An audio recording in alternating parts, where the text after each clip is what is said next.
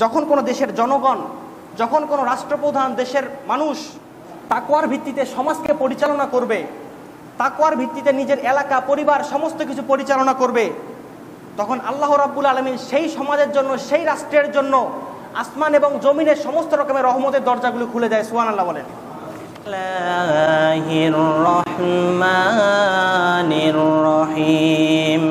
ইয়া আইয়ুহাল্লাযীনা আমানু কুতিবা আলাইকুমুস সিয়ামু কামা কুতিবা আলাল্লাযীনা মিন ক্বাবলিকুম লাআল্লাকুম তাত্তাকুন।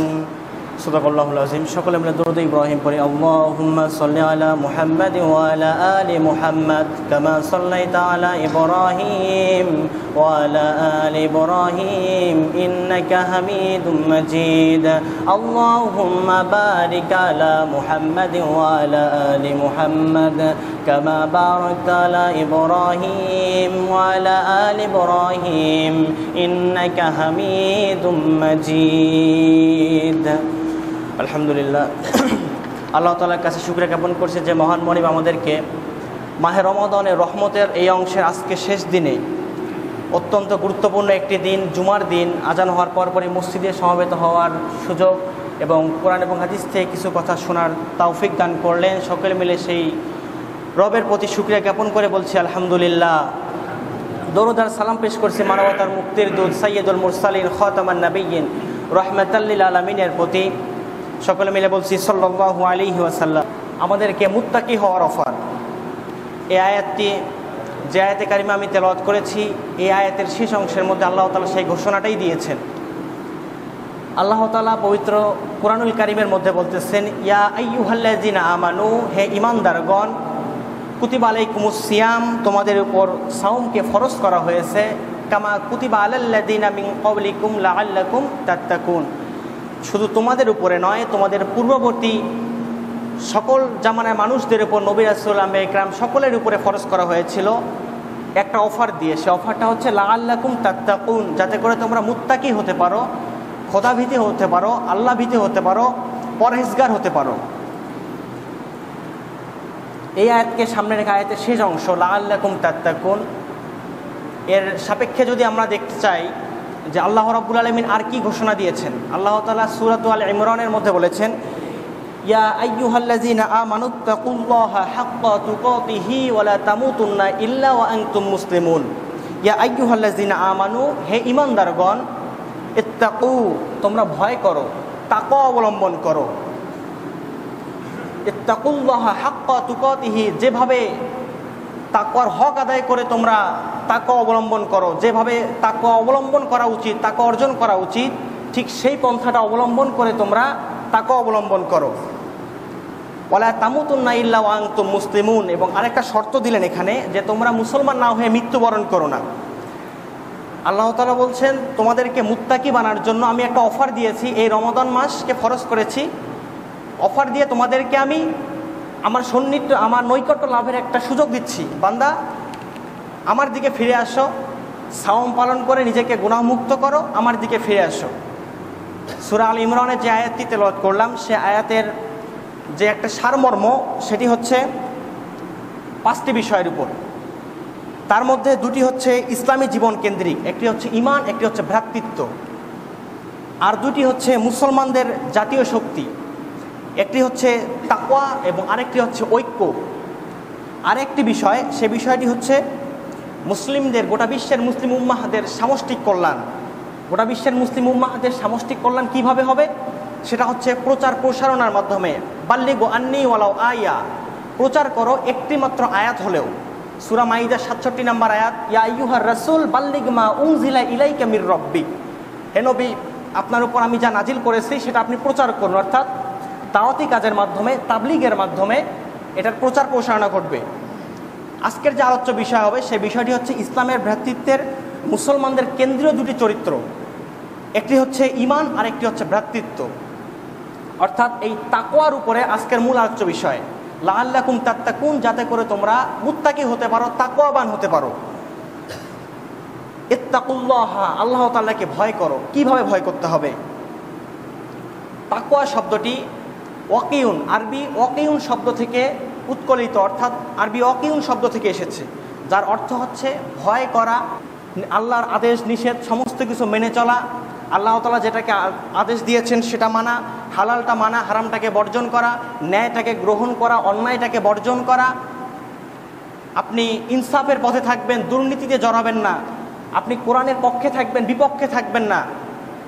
লাআল্লাকুম তাত্তাকুন, যদি আপনি এই শর্তগুলি অবলম্বন করতে পারেন তাহলে কিন্তু আপনারা মুত্তাকি এবং মুমিন বান্দায় পরিণত হবেন। সুবহানাল্লাহ বলেন।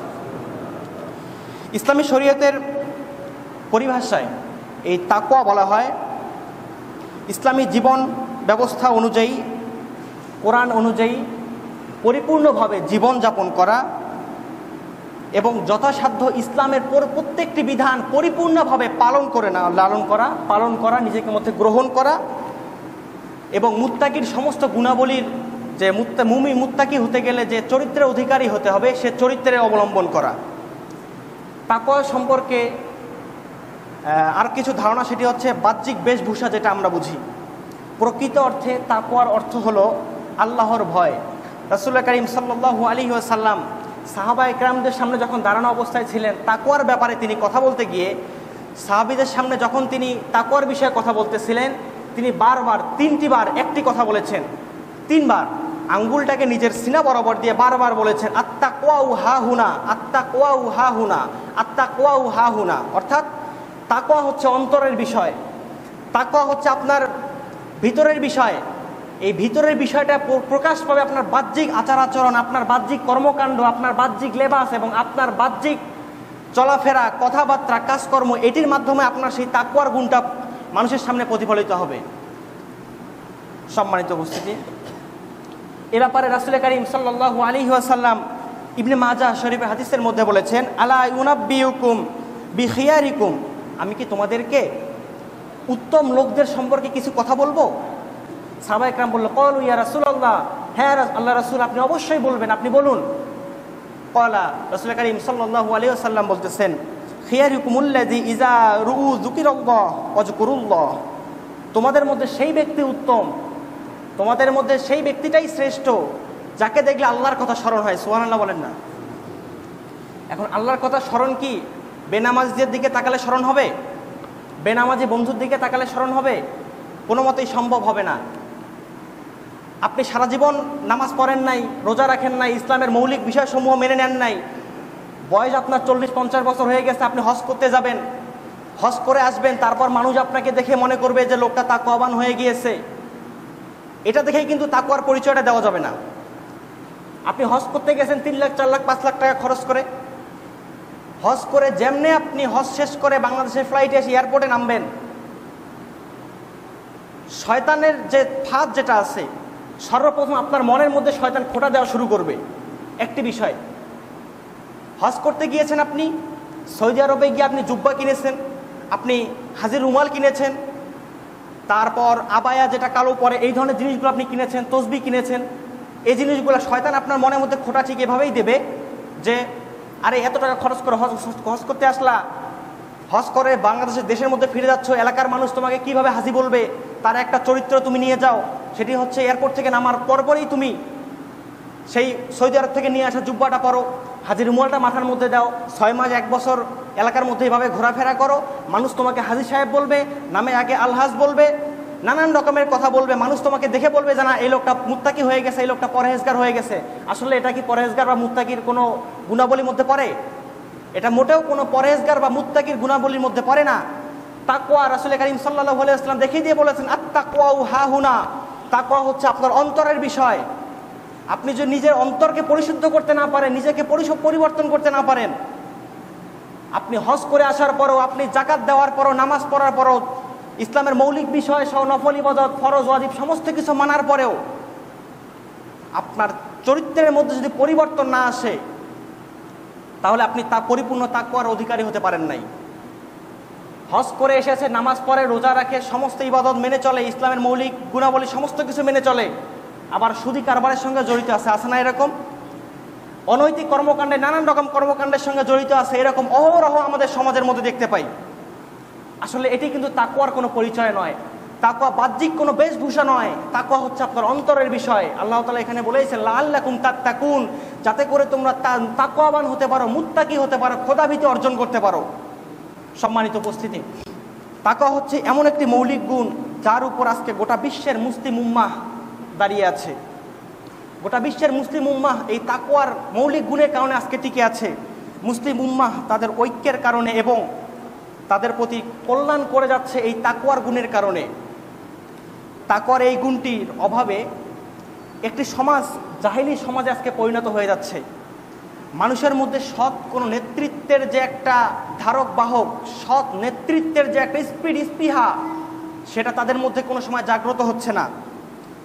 এই গুণটি যাদের মধ্যে নেই, তাকওয়ার এই গুণটি যাদের মধ্যে নেই, যে নেতৃত্বের মধ্যে, যে কর্তৃত্বের মধ্যে তাকওয়ার গুণাবলী নেই, সে নেতৃত্ব, সে কর্তৃত্ব হচ্ছে সম্পূর্ণ জাহিলি কর্তৃত্ব, জাহিলি নেতৃত্ব। এই জাহিলি নেতৃত্ব কোনো সময়ের জন্য সমাজ এবং রাষ্ট্রের বিন্দু পরিমাণ উন্নতি সাধন করতে পারবে না। এই তাকওয়ার মৌলিক শিক্ষাটা যে আপনি নিজের মধ্যে লালন না করে, মৌলিক শিক্ষা যদি নিজের মধ্যে আপনি লালন করতে না পারেন এবং এটাকে যদি আপনার চারিত্রিক কর্মকাণ্ডের মাধ্যমে, আপনার নেতৃত্বের মাধ্যমে এটাকে যদি পরিস্ফুটিত করতে না পারেন, এ তাকওয়ার কিন্তু বিন্দু পরিমাণ মূল্য আল্লাহর কাছে নাই। ইসলামের কেন্দ্রীয় চরিত্র ঈমান এবং জাতীয় শক্তি হচ্ছে তাকওয়া। এই তাকওয়া যখন সমন্বয়ে ঘটবে, তখনই রাষ্ট্রের প্রতিটি কাজ ও জাতির কাছে আল্লাহ তাআলার কাছে গ্রহণযোগ্য হবে। যারা তাকওয়া অবলম্বন করবে, যারা মুত্তাকি হবে, তাদের জন্য আসমান এবং জমিনের সমস্ত রকমের রহমতের দরজাগুলি খুলে দেওয়া হবে। সুবহানাল্লাহ বলেন। এই ব্যাপারে আল্লাহ রাব্বুল আলামিন পবিত্র কোরআনের সূরাতুল আরাফের 96 নম্বর আয়াতের মধ্যে আল্লাহ রাব্বুল আলামিন বলতেছেন, ওয়ালাউ আন্না আহলাল কুরা আমানাত তাকাউ লাফাতাহনা আলাইহিম বারাকাতিম মিনাস সামাই ওয়াল আরদ। আল্লাহ তাআলা বলতেছেন, যখন কোনো দেশের জনগণ, যখন কোনো রাষ্ট্রপ্রধান, দেশের মানুষ তাকওয়ার ভিত্তিতে সমাজকে পরিচালনা করবে, তাকওয়ার ভিত্তিতে নিজের এলাকা, পরিবার সমস্ত কিছু পরিচালনা করবে, তখন আল্লাহ রাব্বুল আলামিন সেই সমাজের জন্য, সেই রাষ্ট্রের জন্য আসমান এবং জমিনের সমস্ত রকমের রহমতের দরজাগুলো খুলে দেয়। সুবহানাল্লাহ বলেন। শুধু এটাই দিয়ে আল্লাহ রাব্বুল আলামিন ক্ষান্ত হয় নাই। আপনি যে পরিপূর্ণ তাকওয়ার গুণ অবলম্বন করতে পারেন, আপনি যদি মুত্তাকি হতে পারেন, তাহলে আপনার উপর সমস্ত রকমের সংকট, সমস্ত রকমের যে বাধা বিপত্তি আছে, সমস্ত কিছু থেকে আল্লাহ রাব্বুল আলামিন আপনাকে হেফাজত করবেন। সুবহানাল্লাহ বলেন। যে আল্লাহকে ভয় করবে, তাকওয়ার পথ অবলম্বন করবে, আল্লাহ রাব্বুল আলামিন তাদেরকে সকল প্রকার সংকট এবং সকল প্রকার ভীতি থেকে, সকল প্রকার জুলুম থেকে আল্লাহ রাব্বুল আলামিন তাদেরকে হেফাজত করবেন। শুধু এটাই নয়, যারা তাকওয়ার পথ অবলম্বন করবে, আল্লাহ রাব্বুল আলামিন বলতেছেন, আমি তাদের রিজিককে অগণিত ধারা বাড়িয়ে দেবো। সুবহানাল্লাহ বলেন। আল্লাহ রাব্বুল আলামিনের ব্যাপারে বলতেছেন, ওয়ায়ারযুকুহু মিন হাইসু লা ইয়াহতাসিব। সূরা তালাক এর 3 নম্বর আয়াত। আল্লাহ তাআলা বলছেন, তাকওয়াবানদেরকে আমি আল্লাহ রাব্বুল আলামিন এমন রিজিক দান করব, তাদেরকে এমন রিজিক দান করব যেটা তারা কোনোদিন কল্পনাও করতে পারে নাই। আপনি তাকওয়াবান হন, আপনি মুত্তাকি হন, তাকওয়াবানদেরকে আল্লাহ রাব্বুল আলামিন এমন রিজিক দেবেন, আপনি কল্পনাই করতে পারবেন না এই রিজিকটা আপনার তাকদীরে ছিল। আল্লাহু আকবার। সম্মানিত উপস্থিতি, সাধারণ দিক দিয়ে আপনি একটা জিনিস লক্ষ্য করবেন, যারা ইকামতে দ্বীনের খেদমত করে, যারা কোরআনের খেদমত করে, যারা ইলমে দ্বীনের পথে আছে, এই মানুষরা সৎ পথে থাকার কারণে এদের যে অর্থনৈতিক একটা সোর্স ইনকাম, যেটা কম পরিমাণে হলো, তাদের অর্থনৈতিক যে সোর্স যেটা, এটা কম পরিমাণে হলেও দেখবেন এদের মধ্যে অগণিত ধারা রহমত আছে। তাদের জীবন জীবিকাটাকে আমরা যদি আলোচনা এবং পর্যালোচনা করে আমরা যদি বুঝতে পারি, তাহলে দেখবেন হালাল পন্থায় যে একটা রিজিক, হালাল পন্থায় ইনকাম, এটার অনেক বড় একটা রহমত এবং অনেক বড় একটা প্রাপ্তি আছে। আলহামদুলিল্লাহ। এজন্য একটি রাষ্ট্র যদি তাকওয়ার পথ অবলম্বন করে, ইনশাআল্লাহ সে দেশের নাগরিকদের জন্য অগণিত ধারায় আল্লাহ রাব্বুল আলামিন রিজিককে বর্ষণ করবেন। আল্লাহ তাআলা যে অগণিত ধারায় রিজিক বর্ষণ করেন, এদেশে কোনো মানুষ না খেয়ে মরার কোনো সুযোগ আছে? আপনি দৈনিক ইনকাম করেন 300 টাকা বা 200 টাকা, এরপরও কিন্তু আপনার রিজিকের সমস্যা হয় না। দৈনিক আপনি 200 টাকা আপনি ভ্যান চালিয়ে, রিক্সা চালিয়ে, আপনি দিন মজুর খেটে, আপনি কামলা খেটে ইনকাম করেন, আপনার রিজিকের কিন্তু কোনো সমস্যা হয় না। আপনার রিজিকটাকে অগণিত ধারায় বাড়িয়ে দেন। আসমান আর জমিনের মালিক সে আল্লাহ, আপনার আমার জীবনের মালিক সে আল্লাহ। যে আল্লাহ আপনাকে আমাকে জীবন দিয়েছেন, যে আল্লাহ আপনার আমার মরণ দিয়েছেন, জীবন সৃষ্টির পূর্বে যে আল্লাহ আপনার আমার মৃত্যু সৃষ্টি করেছেন, তারপর আপনার হায়াতকে নির্ধারণ করেছেন। এত কিছুর মাঝখান থেকেও আইয়ুকুম আহসানু আমালা, আমরা কি সর্বোত্তম আমলটা করতে পারবো না? অবশ্যই পারবো। আমরা তাকওয়াবান হব অবশ্যই। লাআল্লাকুম তাত্তাকুন, আমাদেরকে অফারের সেই সময়টা এই রমাদান মাস, এই অফারের এই সময় আমরা নিজেদেরকে যেন পরিপূর্ণ তাকওয়াবান এবং মুত্তাকি হিসেবে পরিণত করতে পারি। আল্লাহ তাআলা আমাদের তৌফিক দান করুক, জোরে বলেন আমিন। মানুষের গোপন এবং প্রকাশ্য শত্রু হচ্ছে শয়তান। কেউ তাকওয়া অবলম্বন করলে শয়তান তাকে কোনো সময়ের জন্য এক কিঞ্চিত পরিমাণ আল্লাহর দিনের পথ থেকে কোনো সময় তাকে বিচলিত করতে পারবে না, দিন থেকে তাকে দূরে সরিয়ে দিতে পারবে না।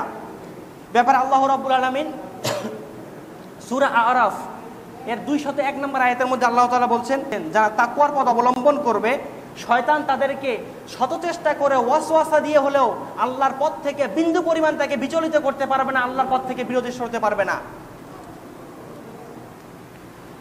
শয়তান যদি আপনাকে ওয়াসওয়াসায় দূরে সরাই দিতে না পারে, রমাদান মাস শয়তানকে আল্লাহ রাব্বুল আলামিন শিকলাবদ্ধ করে রেখেছেন। কিন্তু আমাদের মধ্যে গত জুমায় বলেছিলাম, মানুষরূপী শয়তানের যে কর্মকাণ্ড, শয়তানের দেখানো সেই পথ, শয়তানের প্রশিক্ষণগুলো আমাদের মাঝখানে এখনো আছে হয়তোবা। আল্লাহ মাফ করুক, আমাদেরকে শয়তানের সমস্ত রকমের ওয়াসওয়াসা থেকে আমাদেরকে হেফাজত করুক। সেই সাথে রমাদানের পরিপূর্ণ শিক্ষা অর্জন করে এবং বাস্তব জীবনে আমল করা তৌফিক দান করুক, পরিপূর্ণ মুত্তাকি হিসেবে আমাদের কবুল করুক, জোরে বলেন আমিন। মুত্তাকিদের জন্য যারা তাকওয়া অবলম্বন করবে, তাকওয়ার গুণে যারা গুণান্বিত হবে, এই সমস্ত মানুষ যারা তাকওয়াবান মানুষ, এই মানুষদের দুনিয়া এবং আখিরাতের মধ্যে কোনো ভয় থাকবে না, কোনো ভীতি থাকবে না। তারা বুকের মধ্যে সাহস নিয়ে, প্রবল সাহস নিয়ে আল্লাহর বিধিবিধানগুলি একগ্র চিত্তে তারা মেনে নেবে। সুবহানাল্লাহ বলেন। এ ব্যাপারে আল্লাহ রাব্বুল আলামিন সূরা আরাফ এর 35 নম্বর আয়াতে বলছেন, ফামানিত্তাকা ওয়া আসলাহা ফালা খাউফুন আলাইহিম ওয়ালা হুম ইয়াহজানুন। আল্লাহ তাআলা বলেন, ফামানিত্তাকা, যে ব্যক্তি যারা তাকওয়া অবলম্বন করবে, এরপরে ওয়া আসলাহা, সংশোধন হবে, নিজেদেরকে পরিবর্তন করে নেবে। তাকওয়া অবলম্বন করার পর নিজেদেরকে পরিবর্তন করে নেবে। অন্যায় করেছিল, জুলুম করেছিল, ফিতনা করেছিল, মানুষের হক মেরেছিল, পৃথিবীর জমিনে বিনা অপরাধে নির্দোষ মানুষদের উপর দোষ চাপিয়ে দিয়েছিল। ফামানি তাকওয়া ওয়া আসলাহা, তাকওয়া অবলম্বন করার পর তারা যখন ফিরে আসবে, ফালা খাউফুন আলাইহিম ওয়ালা হুম ইয়াহজানুন, এদের কোনো ভয় থাকবে না, এদের কোনো ভীতি থাকবে না। এরা নির্দ্বিধায় আল্লাহর জমিনে আল্লাহর দ্বীনটাকে ইস্তেকামত করার জন্য, আল্লাহর দ্বীনটাকে প্রতিষ্ঠিত করার জন্য এরা নির্দ্বিধায় একগ্র চিত্তে কারো সামনে মাথা নত না করে ইসলামের জন্য তাকওয়ার সেই বীজ নিজের মধ্যে বপন করে এরা আল্লাহর জমিনে তারা মানুষদেরকে কোরআনের দিকে আহ্বান করবে। সুবহানাল্লাহ বলেন। শুধু এটাই নয়, তাকওয়া অবলম্বন করবেন, এর জন্য পুরস্কার আছে। এর জন্য অন্যতম একটি পুরস্কার আল্লাহ রাব্বুল আলামিন পবিত্র কোরআনের সূরা আল ইমরান এর 15 নম্বর আয়াতের মধ্যে আল্লাহ তাআলা বলতেছেন, লিল্লাযীনা ইত্তাকাউ ইনদা রাব্বিহিম জান্নাতিন তাজরিহা আল-আনহারু খালিদিনা ফিহা। যারা তাকওয়া অবলম্বন করবে, যারা তাকওয়াবান হবে, যারা মুত্তাকি হবে, আল্লাহ রাব্বুল আলামিন তাদের জন্য ঘোষণা দিচ্ছেন, জান্নাতিন তাজরি মিন তাহতিয়াল আনহার, তাদের জন্য আমি আল্লাহ রাব্বুল আলামিন জান্নাত তৈরি করে রেখেছি। শুধু জান্নাত নয়, এমন জান্নাত তৈরি করে রেখেছেন যে জান্নাতের নিচ দিয়ে নহরসমূহ প্রবাহিত আছে। সুবহানাল্লাহ বলেন। সুতরাং মাহে রমাদান মাসের যে আমাদের অফার, যে সুযোগ, অফারের যে মাস, এই মাসটিকে আল্লাহ তাআলা দিয়েছেন লাআল্লাকুম তাত্তাকুন, যাতে করে আমরা তাকওয়াবান হতে পারি, মুত্তাকি হতে পারি, খোদাভীতি অর্জন করতে পারি, রমাদানে পরিপূর্ণ শিক্ষা আমাদের বাস্তব জীবনে অর্জন করতে পারি। কোরআন নাজিলের এই মাসে কোরআনটাকে আমরা যেন পরিপূর্ণভাবে নিজের মধ্যে লালন করতে পারি। আল্লাহ তাআলা আমাদের সেই তৌফিক দান করুক এবং পরিপূর্ণ মুমিন মুত্তাকির কাতারে আমাদেরকে শামিল করে নিক। আমিন।